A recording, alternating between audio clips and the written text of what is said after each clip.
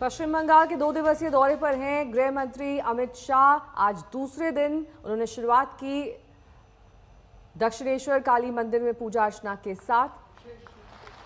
कई मायनों में उनका ये दौरा बेहद अहम माना जा रहा है। और कल आज तक से एक्सक्लूसिव बातचीत में उन्होंने कहा था कि पश्चिम बंगाल में बीजेपी की जीत तय है। अमित शाह के इस दूसरे दिन के दौरे में थोड़ी देर पहले उन्होंने मंदिर में पूजा अर्चना की। मतुआ समुदाय के घर आज दिन में वो भोजन करेंगे। अमित शाह पूरे दिन कार्यकर्ताओं और सांसदों से मुलाकात करेंगे। चुनावी प्लान पर मंथन भी किया जाएगा। पूरी तैयारी पार्टी कैडर में जोश और हौसला भरने की है।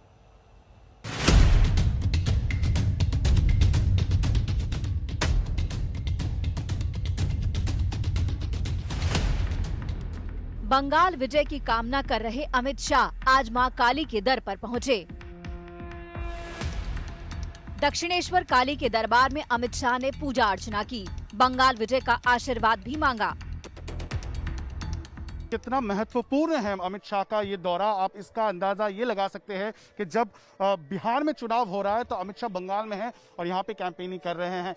दक्षिणेश्वर मंदिर में आज आए हैं, इसका महत्व बहुत ज्यादा है। यही है रामकृष्ण परमहंस की भूमि, जहां से दक्षिणेश्वर मंदिर में वो खुद खास पूजा करते थे। तो यहाँ पे आज पूजा अर्चना करने के बाद अमित शाह जाएंगे अपने पार्टी कार्यकर्ताओं से ऑर्गेनाइजेशनल मीटिंग कर लेके। बंगाल का राजनीतिक दौरा दक्षिणेश्वर दरबार में हाजिरी के बगैर पूरा नहीं होता। यहाँ पीएम मोदी भी आए तो अमित शाह का दर्शन कार्यक्रम भी हुआ।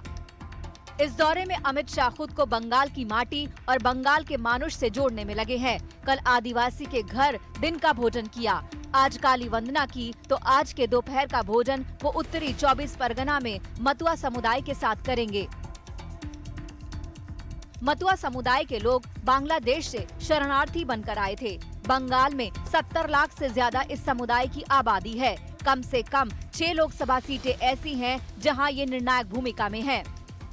24 उत्तर परगना उन जिलों में है जहां टीएमसी और बीजेपी के बीच वर्चस्व की हिंसक जंग होती रही है। अमित शाह बंगाल के बीजेपी कैडर में हौसला भरने आए हैं और लगातार ममता बनर्जी पर हल्ला बोल रहे हैं।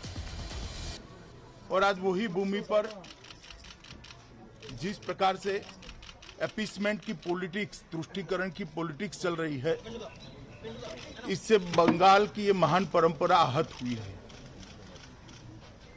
मैं आज यहां से बंगाल की महान जनता को आह्वान करना चाहता हूं।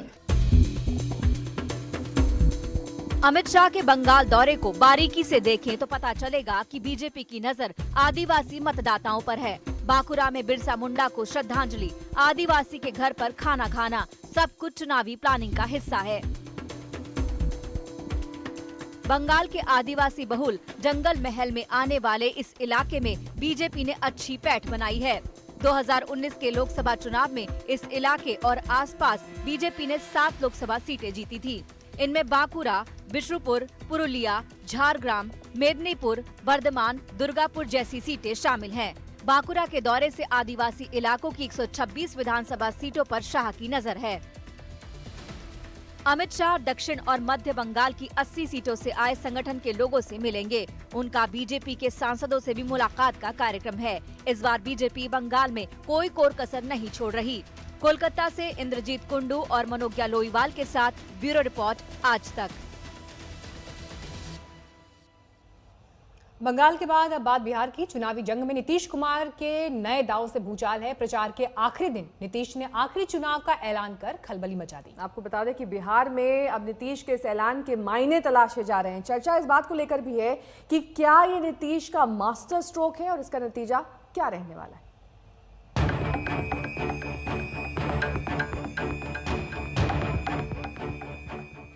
और जान लीजिए, आज चुनाव का आखिरी दिन है, अब परसों चुनाव है और ये मेरा अंतिम चुनाव है। मैच की आखिरी गेंद पर सुशासन बाबू ने जोर का बल्ला घुमाया। गेंद हवा में उछली, सीमा पार कर पाएगी या तेजस्वी के हाथों में कैद हो जाएगी, कोई नहीं जानता। क्योंकि ये राजनीति की पिच है, यहाँ के नियम कायदे जनता की मर्जी से चलते हैं। लेकिन नीतीश के इस सियासी शॉट की चर्चा जरूर हो रही है। जरा फिर से सुन लीजिए नीतीश का अब तक का सबसे बड़ा ऐलान। जान लीजिए, आज चुनाव का आखिरी दिन है, अब परसों चुनाव है और ये मेरा अंतिम चुनाव है। अंत भला तो सब भला। दो राय नहीं कि नीतीश ने तुरुप का पत्ता चला है। पहले से तल्ख हो चुके चुनाव में भावुकता का रंग भरना चाहा है, लेकिन सवाल है आखिर क्यों? पूरा चुनाव विकास के एजेंडे पर लड़ने वाले नीतीश को एक इमोशनल अपील की जरूरत क्यों पड़ी? तेजस्वी यादव ने तो इस मौके को फौरन लपक लिया। हम जो बात पहले से कहते रहे हैं कि नीतीश कुमार जी थक चुके हैं, उनसे बिहार संभल नहीं रहा, वो ज़मीनी हकीकत को पहचान नहीं पाए। और जब आखिरी दिन चुनाव के आखिरी सभा में उन्होंने खुद ही घोषणा कर दी कि अब वो राजनीति से संन्यास ले रहे हैं, तो उन्होंने जो ज़मीनी हकीकत है, अब हो सकता है कि उनको एहसास हुआ होगा और उन्होंने आज घोषणा कर दी राजनीति से संन्यास लेने की। प्रचार के आखिरी दिन, आखिरी वक्त पर नीतीश के इस दाव को लेकर बिहार की सियासत में नई हलचल शुरू हो गई है। ये फायर भी कर सकता है तो मिस फायर होने का भी खतरा है। दोनों पक्ष बाजी अपने नाम करने में लगे हैं। चिदम्बरम ने नीतीश को थका हुआ बताकर बड़ा हमला किया। नीतीश कुमार ने घोषणा की कि ये उनका अंतिम चुनाव होगा, तो उन्होंने प्रभावी रूप से हार मान ली। अंतिम चुनाव वाली चाल उनके प्रदर्शन के आधार पर समर्थन की अपील नहीं है, बल्कि उनकी नाकामियों पर दया की याचिका है। बिहार के लोग एक ऐसे व्यक्ति को वोट क्यों दें जो यदि चुना गया तो पहले दिन से ही सुस्त हो जाएगा।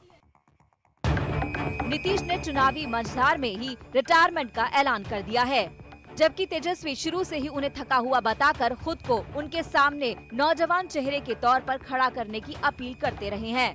नीतीश कुमार जी थक चुके हैं, उनसे नहीं संभल रहा है।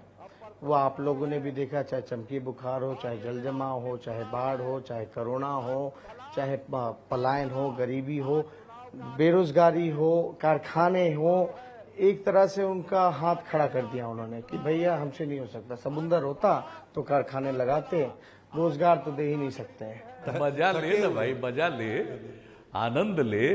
देखिए, हमको अगर कोई मेरे खिलाफ कुछ भी बोलता, हम जरा भी नहीं उस पर कुछ एतराज। अच्छा है, बोलो, जितना बोलोगे बोलो, बहुत अच्छा है।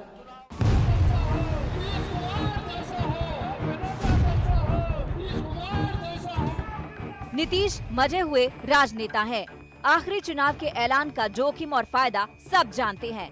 ऐलान किया है तो गुणा भाग का हिसाब लगाकर ही किया होगा, लेकिन इतना तो तय है कि उनके इस ऐलान से आखिरी दौर के मतदान का एजेंडा जरूर प्रभावित होगा। दाव का दमदार होना और बेकार होना दोनों मुमकिन है।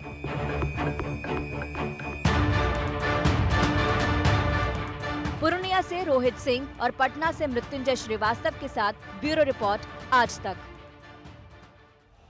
नीतीश कुमार के इस ऐलान पर अब सियासत जबरदस्त तरीके से की जा रही है। तेजस्वी अब और हमलावर दिख रहे हैं। जेडीयू कह रही है कि नीतीश के कहने का गलत मतलब निकाला जा रहा है। जनता दल यूनाइटेड पार्टी का पूरी तरीके से अस्तित्व, और आज के उनके इस बयान के बाद मुझे नहीं पता किसने उनको ये बुद्धि दी कि आप आज ये बयान दें। जो उनके प्रत्याशी थोड़ी बहुत भी लड़ाई लड़ रहे थे, उनका भी आपने मनोबल पूरा तोड़ दिया।